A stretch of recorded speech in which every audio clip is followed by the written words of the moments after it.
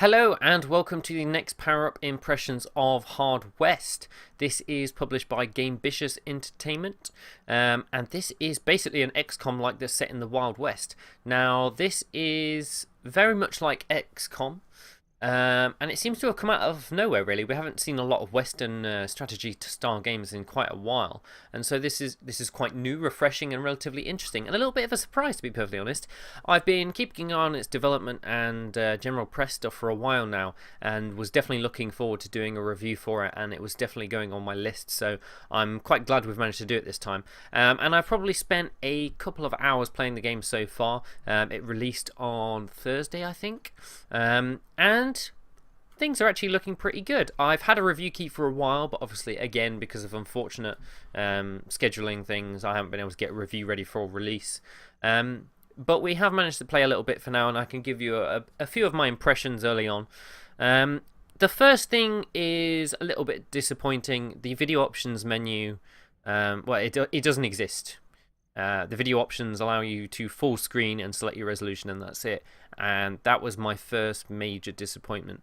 So that's quite annoying. And the other thing that I found a little bit annoying so far is that the UI scaling on 4K is not so great. The text is really quite small. As you can see on this UI and some of these messages here, you can quite clearly see that. Well, you can't clearly see much. It's quite difficult to read, and I found myself leaning forward trying to read it. And I haven't had that problem with a lot of games. Even if their UI scaling isn't terrific, or even if they have none, it's usually been alright. The only other game I've had this sort of issue with is Grim Dawn, but that can be solved quite easily. This, however, can't because there's no video option. So, a little bit of a downer to begin with. Other than that, a lot of the game system is relatively interesting. Now, this is quite a cheap game. I was surprised at how cheap it was going to be, and so I think you have to realistically set your expectations based on how much you're paying for the game. Obviously, the cost of a game is no reason for it to be bad, but it is quite a cheap game, so you have to sort of limit what expectations you're setting yourself when you play a game like this. Obviously, it's not going to be XCOM. XCOM was considerably more expensive and was made by a big publisher, but we can hope that it at least comes relatively close. And so far, yes, it is a little bit more confined than XCOM. It's not quite as crazy open and random and doesn't have quite as many fancy cutscenes or voice actors or anything. But what is there so far, the core structure of it so far is reasonably decent. You seem to have this it's like a card system, and cards can provide passive and active abilities throughout the game, which is quite cool. You unlock these cards by completing missions and getting gold and buying them off of all sorts of people around this little map. The first thing I want to talk about before I jump into cards and inventory is the map. Now, it seems to start off in this smallish square, and you can't like roam around or anything. It's just you have an icon that seems to roam around this map, as you saw at the start of the gameplay video on this recording, and you just sort of jump between areas. Some of them are places where you can get gold, some of them are missions, some of them are shops and stuff like that, basically. And it's quite simplistic. It's very simplistic, but again, you know, we have to limit ourselves with our expectations on such a budget. And it's interesting. I think my view of it is a bit sullied at the moment because I can't clearly read the text that well. I think when it comes to playing the game, I'm probably going to have to upscale it to 1080p, or downscale it to 1080p rather, just so that I can read things. So the map is quite simplistic. You just sort of move between objectives and markers, get yourself some gold. Most of the time, if you spend so much money excavating gold, you always get a little return back. So far, a lot of this game is built around like a luck mechanism, which is quite heavily built upon for both combat and just general map movement and getting gold and stuff like that. And you can unlock passive bonuses to getting gold. You can unlock extra people to be on your party, prospectors, and all that sort of stuff. So there is quite a bit of advancement around a largely simplistic mechanic of roaming around the map. And of course, missions and objectives randomly crop up at random times. You'll get the occasional side quest and the occasional main quest that will just crop up when you do something or other on this little map. And then you'll have little icons at the separate sections of where you can do stuff. And you'll have like passive, optional little side missions that will affect even your prospecting. Like at the start of the game, you go and talk to this Mexican lord, and he gives you a friendly party guy, and also allows you to mine gold from up to 9 times. But he takes 50% of your total profit, so you don't get quite as much profit, but you do get a guy in a later mission. And then in that later mission, if that guy dies, you have to pay the Mexican drug lord $200.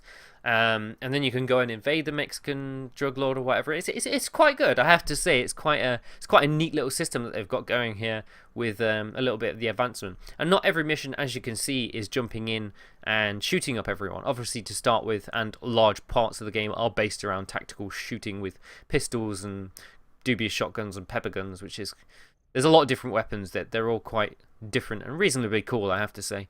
And so you jump around these places, get yourself some optional quests done, which unlock either these cards, which I'll talk about in a second, or just gold and general stuff like that. And also you'll be able to do missions and go to places and unlock more people for your party. You start off with 2 people, I believe, and then you get the 3rd Mexican guy, and then you'll lose him, and then get this this lady in this mission I'm playing at the moment.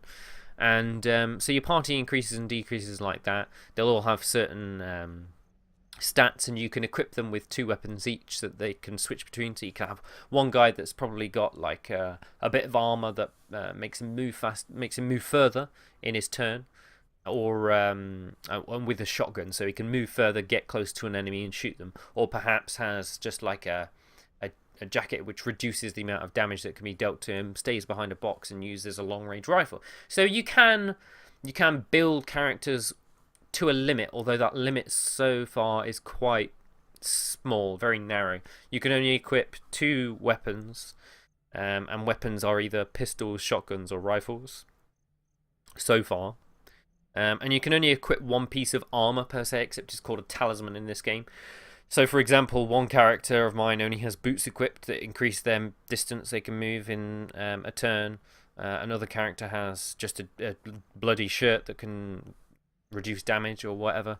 And so you can only have 1 of those at a time. You can, however, have 2 potion or health or stat increasing usable consumables equipped at once, and 2 weapons.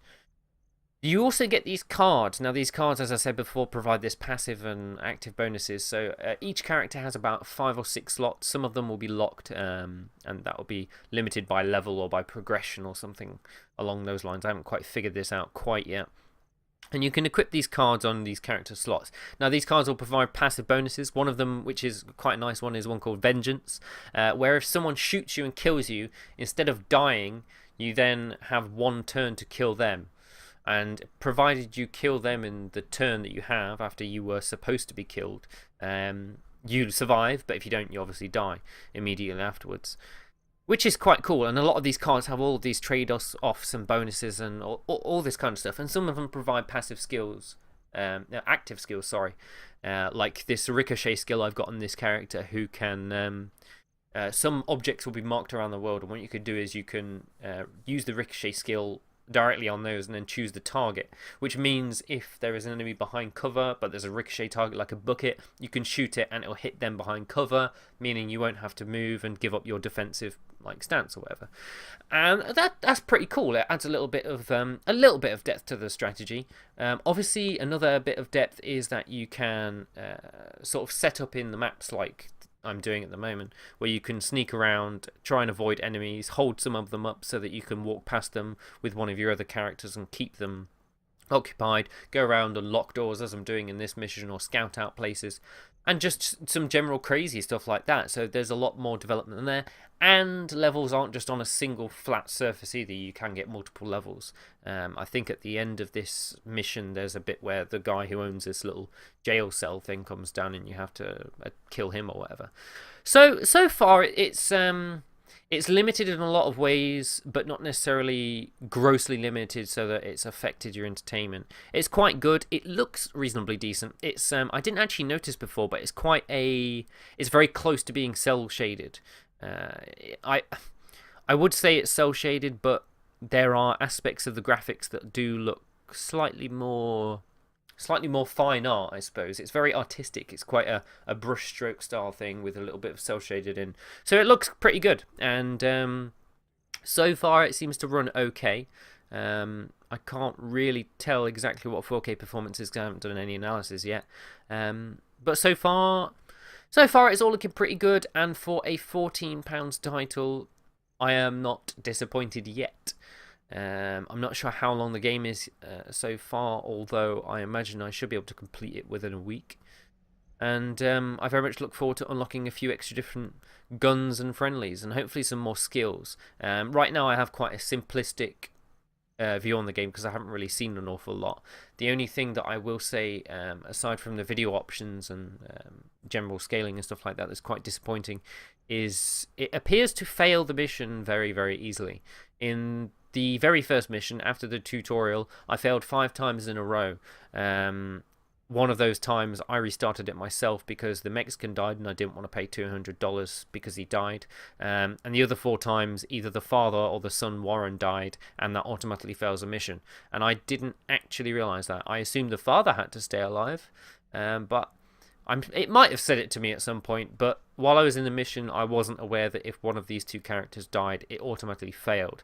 So after 4 attempts of learning this the hard way, I eventually strategized around it and managed to get myself out of trouble. So, a couple of annoyances early on, but overall, it's looking like a pretty reasonable title for £14–15. Which is a pleasant surprise for something this surprising. And I definitely look forward to advancing a little bit further and learning a lot more of these mechanics, because I feel quite undereducated at the moment. I'd like to try out a few different skills and stop ballsing up missions like I seem to be doing quite frequently. So yeah, check out our full review next week, and of course I'll do a video review summary before then. Of course, before then, it will be our Next Week in Gaming episode on Saturday, so go ahead and check that out. It will be thrown up in probably about 8 hours, actually, by the time this gets uploaded. So yeah, join us next time on Saturday for that episode, and of course, next Thursday on our review. And of course, if you're looking for tech-related and hardware news or support, head on over to our sister site and sister channel, NextPowerUp. So until tomorrow, I'll see you guys later.